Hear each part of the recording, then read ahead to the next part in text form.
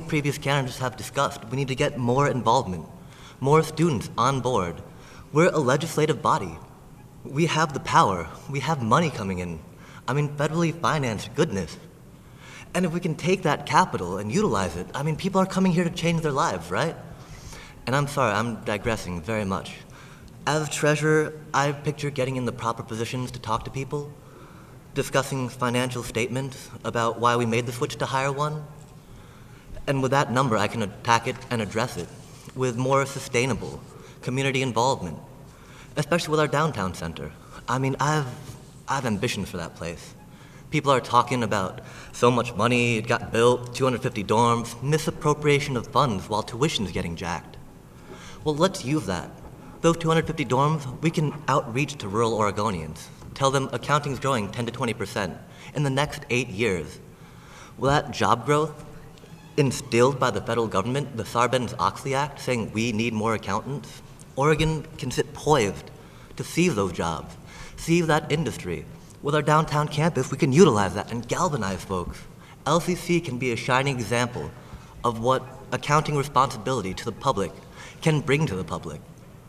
While it might be a little outside of the bounds of treasurer as dictated by the bylaws of the ASLCC, I don't feel that they need 20 hours a week to balance a budget. Not even balance a budget, but come up with reports and statements saying, this is how much is there, this is how much is there, this is what we're spending it on.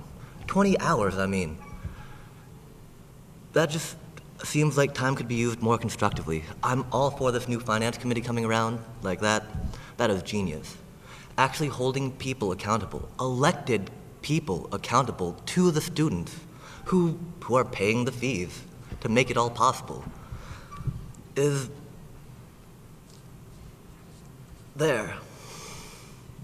And I don't know, I want to bring more visibility in the community, per se, to LCC. As treasurer, I might not have all the tools at my disposal, but I will be able to talk to the proper folk, for instance, a benefit banquet, a gala event maybe, kicking off our new downtown building, having the culinary department come out, getting some motivation and mobilization from APISU or other local community groups. Make a name for ourselves by raising a bunch of money for a disaster that's affected countless lives. Along with maybe incorporating a soup kitchen. I mean, we're pumping all this money into downtown development, into revitalizing Eugene. If we tried reaching out to the community, to places that are in need with this money, imagine how good that'd look. Imagine how much people would be like, LCC is making changes, doing steps to advance. That is something I want to invest in, something I'd be willing to put my money towards. And while I don't want to get more corporate greed interest in education, and something that should be a right for every American in one of the best nations in the world, at least for industrial manufacturing and growth capital, and through having proper channels to communicate, draw networks from, and talk to the decision makers, I feel I will be poised and ready with the position. 1 minute. To make a change. This is my 5th time back at school. Flunked out of my money the first 4 times, but I just had a boy. He's 11 months now, and he's the reason I'm doing this, why I'm back at school. And I figure if I can build a stronger Oregon, a stronger structure in industry, since there's no more logging, no more fishing, we need to create something. And this I see as being a source of revenue, sustainable revenue. Financial aid won't stop, students won't stop. If they do, then we have something else entirely to worry about. And so with that position and with our new downtown campus coming up, possibly a pinnacle, I mean, sustainable energy, I don't want our last news hit to be, we got $200,000 from EWEB and taxpayer subsidies for our new building. That is not something to brag about, per se. 10 seconds. And I look forward to, I'm currently getting my applied and transfer associates in accounting, so this is numbers I'm going to be crunching for my vocation. And I'd just like to use this as a place to start off and expand from and grow. Thank you, Matthew. Thank you. Hi, my name is Tracy Weimer. As Matthew said, I am very busy currently in the position of treasurer. I took over for the treasurer who just resigned. Prior to that, I was the communications director since last June. I've been working hard for this campus all year, actually last year too. I've experienced in Phi Theta Kappa and in ASLCC through my program, through accounting, which is ironic. Cheers to that. Yes, you actually have 2 accounting majors running for treasurer this year. You've got a choice there for sure. Yes, I've been very busy doing the job. Right now, we are working on an audit to see where we are. I know that's kind of the sausage making of it all. Let me tell you about myself, since the questions are really going to answer more of my platform. I'm a non-traditional student. I'm a first-generation student. I'm actually the mother of 2 full-grown sons, one of them who attends here. I'm so proud. I'm sure he's in the cafeteria, really embarrassed right now. Yes, I shouldn't be talking like that. A couple of the things that I want to work on is access and affordability, open source textbooks, transportation issues. We all know how crowded the buses are. Campus doesn't have a shelter for the 82 bus. We're looking into that. Exploring parking solutions. I like the Zim ride. A couple different projects that I work on. The Oregon Community College Student Association. I take minutes for that on behalf of the campus, on behalf of Lane campus. Kind of unprepared for the remarks. We weren't really expecting to have opening remarks. Take up to 5 minutes. Thank you, that's good. I'm not going to be using the whole 5 minutes because I just really have a mishmash of data here. I do have the duties of treasurer, and I did bring you a copy of that just in case you weren't aware. It is a lot of paperwork, and you know, it really does take quite a few hours in the week.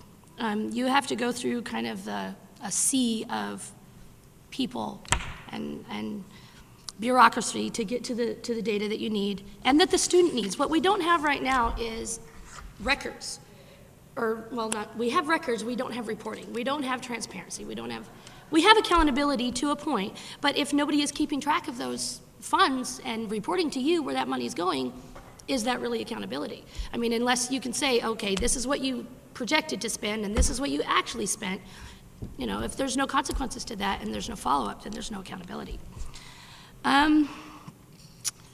Let's go to questions. Thank you, Tracy. So we'll begin the questions. You will each have 2 minutes to answer. And then if either of you wants to expand on that question or have questions for the other candidate, then you'll have up to 3 minutes to take that time. So our first question is, let's start with Tracy. Do you think the treasurer should remain an elected voting position as it is now, or should it be changed to a staff position called the ASLCC Financial Director? I'm not opposed to the change in name. I do not agree that it should lose its vote. Because right now it's an elected position, and even if it became a staff position where there were job duties and qualifications to apply for the job, I still think that position still should have a vote. As part of this new financial board, they would be chairing that board, and they would therefore be an authority figure in that board that is evaluating your student fees. If there's no power to that position, if you can't go over to the Senate and say, I don't agree with that, I'm going to vote against it, it's empty, really. And if your superiors can tell you, oh, you can't talk about that, then I don't think that's a great idea either. But that is a personal perception. I really like the idea of the board, of the financial board chaired by the either financial director or treasurer, however it works out. I think that is a great idea just in accountability, because all the clubs don't have a process in place. 1 minute. Cool. Yes, I'm not opposed to the title change, but I am opposed to it losing its vote, so yeah. Okay. Thank you. So Matthew, what's your position on this issue? I don't want to sound like a parrot, but I feel that something that gets this much money from the ASLCC as a line item, the treasurer reimbursement is quite a bit of money, and to have it just be appointed seems not proper. I mean, we're trying to be student representatives, democratically elected for the students as student government representatives. But with people of positions just being appointed, we're at a loss and our voice is just trumped by the executive office. And I don't want the executive office to make so many decisions for us. I want to be able to get students involved in our student government process. The name, what's in a name? right? Rose by any other. Admittedly, financial director sounds very professional as opposed to treasurer, because ironically, treasurers aren't accountants. They're more just, they keep track of the money and make sure that things are flowing proper. And the accountability part, as long as there is 1 minute. accountability, as long as people realize, okay, they see $46 out of their tuition for student fees. They don't know where it goes. They don't know how it breaks down, and so we have a lot of things we need to address to the populace, or at least to our constituents and our student body, who we take their money. That's how it breaks down.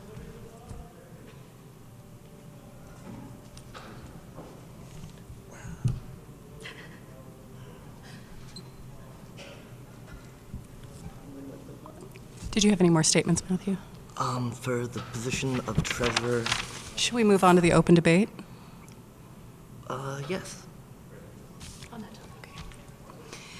So if you two would like, you have up to 3 minutes to discuss this between yourselves. So, the financial director and their committee, they report to the ASLCC and Torch, because part of the treasurer requirements are to have a document monthly to the Torch and weekly to the student government body. Right, yeah. And so then, Can you move closer to the mics, please? Thank sorry. you. And so, what other details or responsibilities will we give the financial director and the committee? It's oversight. That's the plan, is oversight. It's still in its infant stages in planning, but the plan is for oversight, that body, and if there's going to be a special election in fall to get students on that board. That looks like a surprise. You should have been at the meeting. Yes, there's going to be students on that board that are not senators, but there are also going to be senators on that board, and oversight is the primary goal. Just oversight to analyze each portion of the student fee and where it goes. And also council of clubs. There's 18 active clubs right now, and everybody's got a budget. Well, most of them have a budget that are here on campus. Political groups don't have a budget here on campus. I'm actually pretty excited about the financial board. Well, having something that people can turn to as opposed to the student government. Wait, where do I go? There's senators in office, and so I think that accountability. Everyone keeps talking about accountability. Yeah. And seeing something in writing that has, we will document this report here, and have students involved with that, as opposed to just being an extra addendum that is not really picked up or utilized.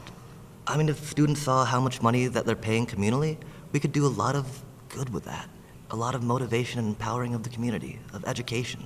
I think another good point of that board is students at large could come and bring something to that board to be investigated. It's like, I have a problem with this, why don't you look into it?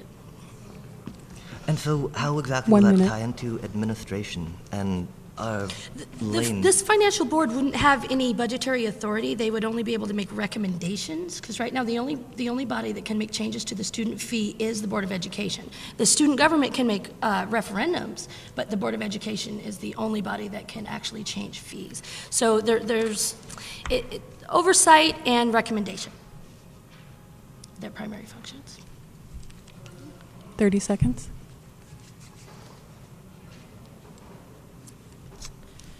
Good I stuff. think that is about all. Okay. Thank you, candidates. So, Matthew, can you explain what power the student government holds in regards to our finances? Student government is responsible for the line, or not for the line item, but for the disbursement of ASLCC student activity fees. The main thing I've seen them do is decide how to allocate it. The OSA is a brilliant addition to our community colleges, being one of the only community colleges with that, and having student involvement on legislative levels. It's a separate fee. My bad, go ahead. Yeah, but that's all part of the student fee, until they get paid for that. This right here is what We the have line treasurer over. is in charge of, right there. OSA is a completely separate line item. Right. So, I think for this question, we're wanting to know what your understanding is of the power of student government with regard to student fees and finances. My apologies. I was under the That's all right. Let's go ahead assumption and that start that the OSA over was again. part of student government and that they worked in tandem with each other to pass things and act together to create networking and communal involvement. The student government has budget proposals that come in from the councils of clubs. We rule on them, say if that's okay or not. A lot of things that we involve ourselves with is legislative and lobby days, per se, where we go and lobby as an organization for schooling and for funding and just for rights of higher education. I want there to be more community involvement. I want to add something maybe to say that we need to do this many hours of charitable work or donations or have something sign off so that ASLCC, as a student government and student representative, is more in the community, as opposed to just ruling over what we do with our money. Which is probably a horrible, horrible light to spin this all in, since I'm trying to run for this position. But I still feel that there's not enough involvement 30 of seconds. student government to make a change, to stand up for students. And we're here to represent them. And through community involvement, the student government leads and is the voice, 10 is the voice seconds. of the students in our community. And so if we take that voice and put it to proper directions, we'll be a name to be proud of. Thank you, Matthew. And Tracy, can you give your understanding of the power the student government holds? The power of the student government, the Associated Student Government at Lane Community College is part of shared governance. Here across campus, they sit on virtually all the boards. They are players in most every decision, and I believe all decisions. Student government is the spokespersons for advocating for students on campus. They're responsible for bringing the voice for their constituents into those council meetings. Shared governance is really the power of student government, you know, the voice, just to be able to get that voice out there at the administrative level here on campus and at a bigger level, much larger level on the state. As for legislators, that is where OSA is actually involved. It's also with OCCSA, and in conjunction with student governments all over the state, we go and we speak for students' rights. We fight for students' rights and student funding. I think that's about it. Okay. Thank you, Tracy. Tracy, I'll have you begin this question. Do either of you have questions for each other regarding have a this, the power of student government? Do? Okay, so we'll begin 3 minutes of debate. And so, how many councils and meetings with a shared government or governance are ruling? I can name several of the councils. There's Budget Committee, Facilities Council, College Council, Diversity Council, Tech Council. I personally do not sit on all of those councils, and there is a 19-person student government, sitting student government. So people from different walks are going to sit on different councils. So not all of those councils are going to be the purview of the treasurer, but the Budget Committee is. The Budget Committee, and actually tomorrow. Yes. Well, yeah. But your question was how many councils? I don't know exactly how many councils are on campus. Because of being actual players on them, as more to just a student voice, how much voting power or how much actual change can they enact? That depends on the council, I believe. On the council? And the president of the ASLCC is the person who appoints to the councils. And so is there any accountability or follow-up on suggestions brought forth by the student body to the individual councils and government? I would only know that if I sat on the council. So maybe if we could incorporate something for students to have access to. Like the financial board. Excellent. We're working on it. It's in process, man. And then, I think that was all I was curious about how much actual power besides just recommendations. I actually have a question for you. Okay. I was reading your platform on your poster, and it's all about Hire One. What is your understanding of the power that a treasurer would hold to affect a change on that? None. No concept? No, there's no power that the treasurer has over discussing Hire One or 1 minute. finding out where that money came from. My main thing is that it'll situate me in a position where I can talk to the people, where I can actually draw lines of communication in administration, in finance, at LCC, and then through our OSA satellite, or not satellites, but networks to other schools. Is this based on a personal experience with Hire One? Is this like a vendetta, a personal agenda? Not vendetta per se. I'm just concerned about that being your complete platform. Oh, not my complete platform at all. I mean, I want to bring jobs and viability. I figure 30 since, seconds. College funding and students are not going to stop, we already have the source of revenue.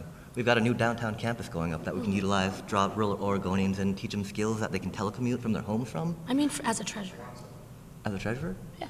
I'll be in the position talking to folks. I'll be on the finance committee. 10 I'll see seconds. how much Hire One does pay LCC and have a number I can address and break down to try to find out. We can shore up these budget shortfalls through grants for internship opportunities or even just turning fees into a state organization. Thank you, candidates. Matthew, how can you improve the process of the Council of Clubs? More community involvement with the clubs. We're attending a commuter campus, and it's really hard to motivate the student body as a force being actualized, being accepted for changers and movers of society. We're here to better ourselves. And with just it being brushed under the rug or sidestepped almost to just get that degree and go home, get the day done with. It's not getting the day done with. I mean, we define what we do in our day. We make our days. And so if we make our days matter or involve ourselves with that, then we can create structures, we can create strength, we can create unity through diversity. I mean, the best part about the Council of Clubs is that it's all these different clubs and backgrounds coming together and discussing as a communal body for LCC. And with that, more LCC needs to feel involved. And especially if they see, with accounting responsibility, how much money they're getting, how much they might have at their 1 disposal minute. for power or capital, that'd be something the treasurer could actually do to bring Council of Club improvement, at least student body involvement improvement in our community and our college for our society. Thank you. Tracy, how could you improve the process of the Council of Clubs? I've actually already begun to try to attempt to improve the process of Council of Clubs by implementing new forms. The current forms are slightly outdated. The funds requests, we've been working on that, and we're actually working on a whole new packet from club inception, from the very beginning.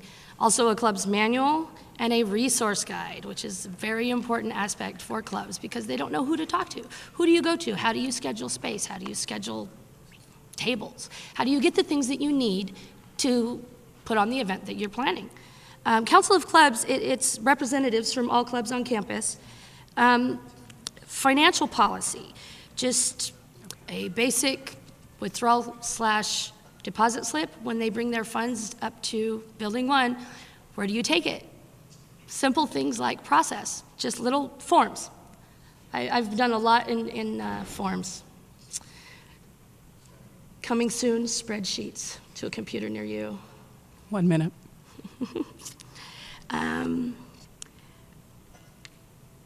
I've been approached by several clubs about accountability within their own clubs. I'd like to work on that with the Multicultural Programs Coordinator to try to make it easier for clubs to grow, to develop. One of the things that a lot of groups don't have is institutional memory, organizational memory, so that from one team to the next, there's documentation in place, or just a binder, or just think, what did we do last year? Where are the flyers? What are we going to do next year? Who's the guy we contacted for that? Just simple things that can help a group develop and grow so they don't have to remake the wheel every day. Thank you. We're running a little bit low on time. We have 2 final questions, so we're going to move on to those, and the debate time for each will be 2 minutes. Tracy, What experience do you have working as part of a team, executive board, and do you have any real-world accounting experience? Working as part of a team, I've taken several team building and leadership classes here on campus, but I've also been an officer in the Phi Theta Kappa Honor Society on campus. I've been a staff member at ASLCC since last June, like I said. Just recently, a week ago, I believe, I was appointed to treasurer to fill that spot in the interim. I actually do have quite a bit of real-world accounting experience. I worked in a construction and real estate company, and I did paperwork on a daily basis. I did detailed breakdowns of timesheets and cost coding, job costing. I could tell you how much a set of cabinets cost down to the brads and the nails. Yeah.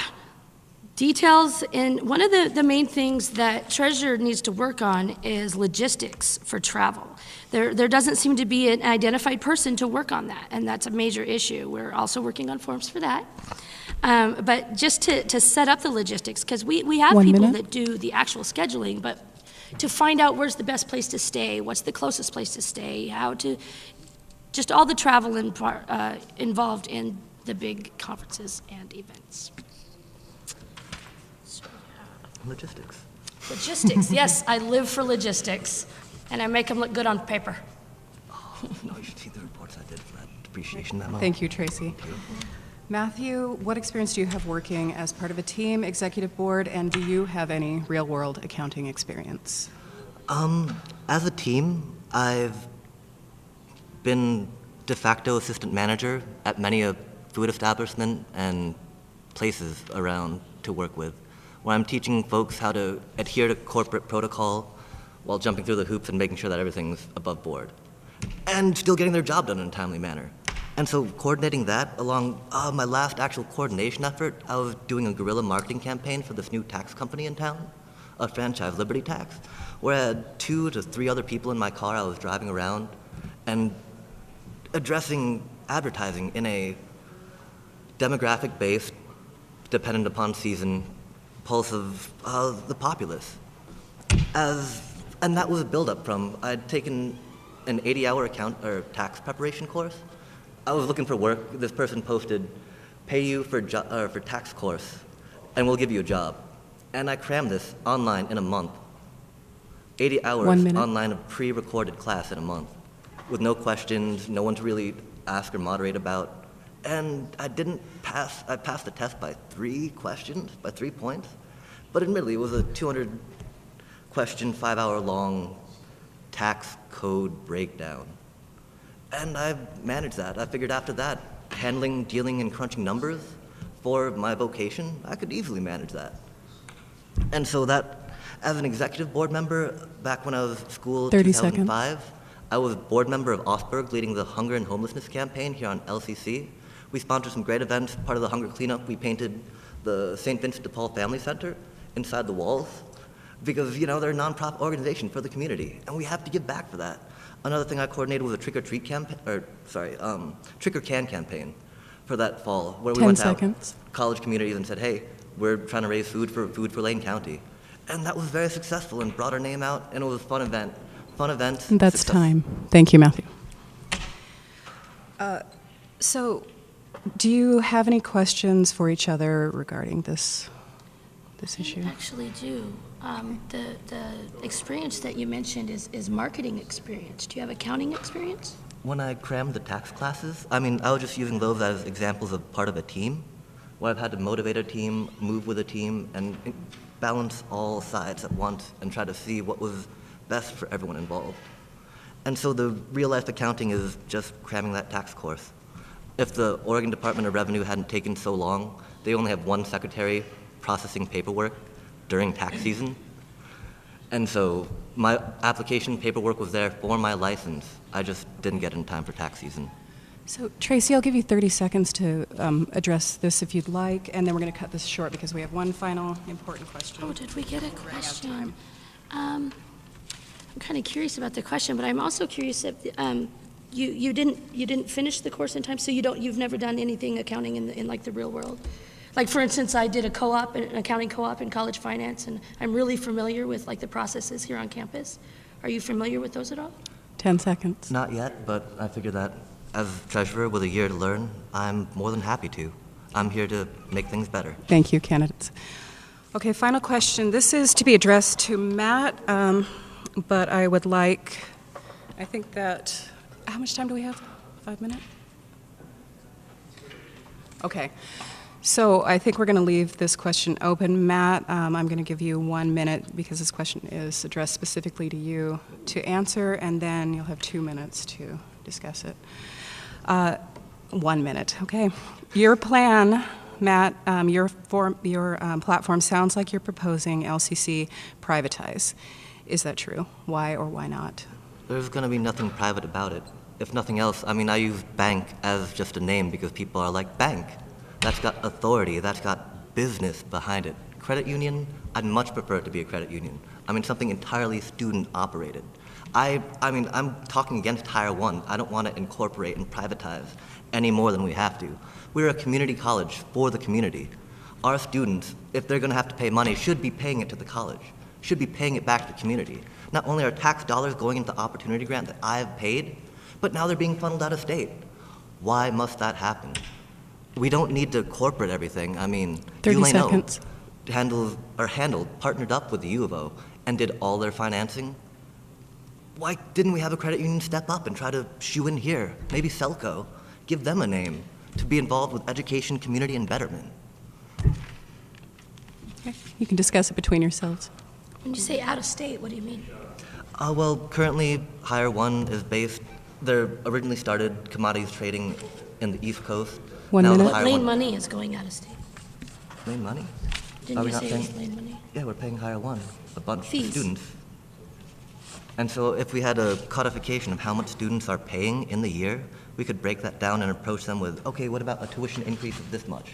Compared to the fees that you have paid, it is negligible. Are you proposing a tuition increase to make up for that? I'm looking for transparency. Hire One is differential tuition on the poor. If you don't have a bank account, you get 30 bent seconds. over. Let me go back to what you said just a moment ago. You said raise tuition. Compared to the costs that students already pay. I mean, tuition's a scare word. But I mean, if you don't have a bank account and Hire 10 One's your only seconds. source of money, of rent, you have to pay how much a month just to access that money? And that might not be tuition, but it's still money college students are being forced to pay to access what they should have as rights. I'm not sure I understand your position. Okay, candidates, thank you very much. That's time.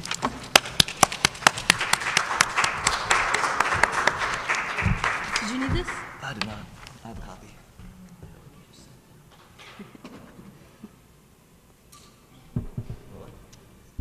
So we'd like to thank the video department here at LCC and ASLCC for sponsoring this and helping us put this on. Elections start tomorrow at 8 a.m. and I am looking forward to seeing all 16,000 students of this school vote. And thank you for watching and listening and attending. Thank you.